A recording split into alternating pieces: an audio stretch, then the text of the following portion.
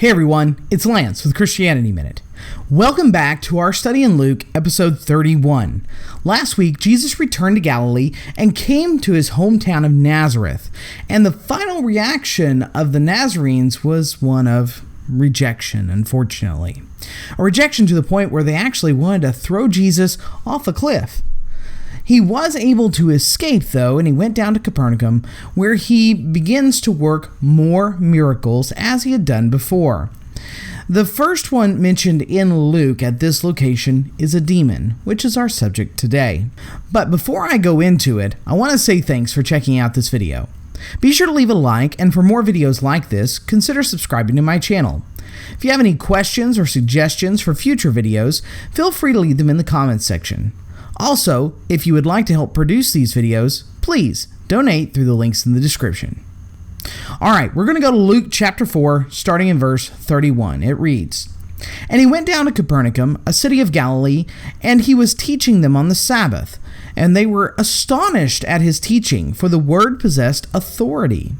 And in the synagogue there was a man who had the spirit of an unclean demon, and he cried out with a loud voice, 'Ha! What have you to do with us, Jesus of Nazareth? Have you come to destroy us? I know who you are, the Holy One of God.' But Jesus rebuked him, saying, 'Be silent, and come out of him.' And when the demon had thrown him down in their midst, he came out of him, having done him no harm.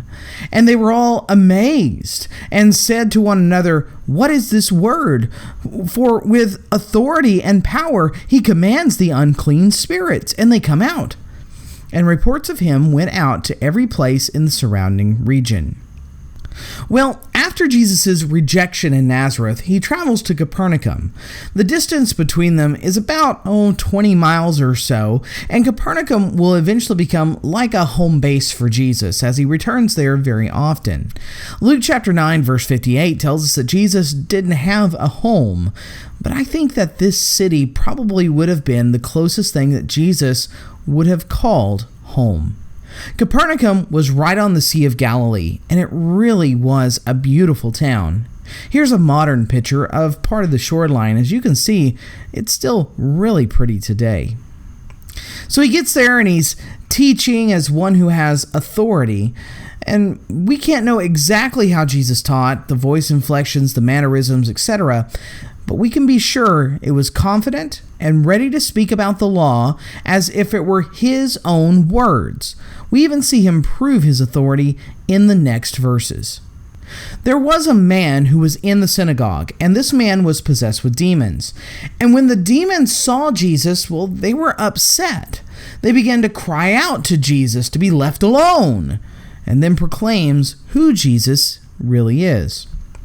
We see demons proclaiming Jesus and the apostles on multiple occasions throughout the Bible.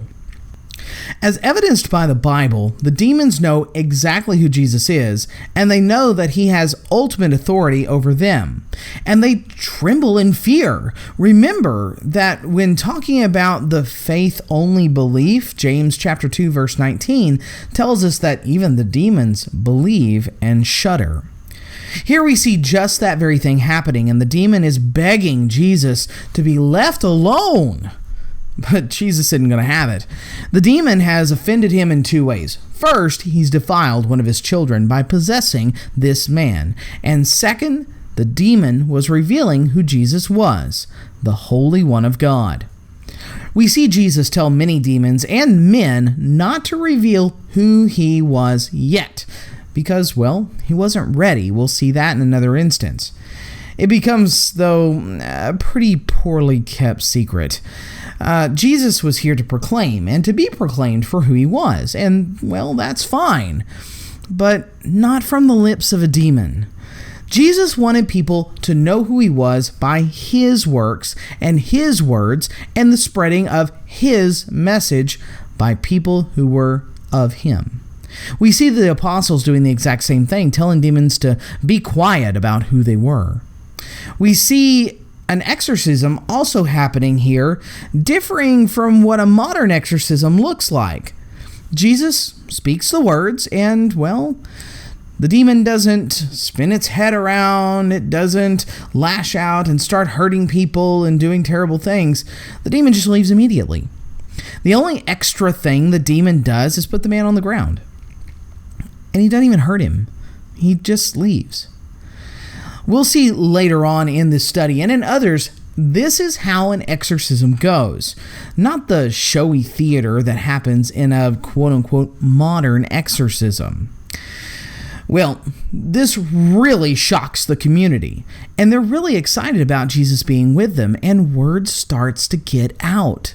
The local area begins to hear about this man in town who can work miracles and even cast out demons.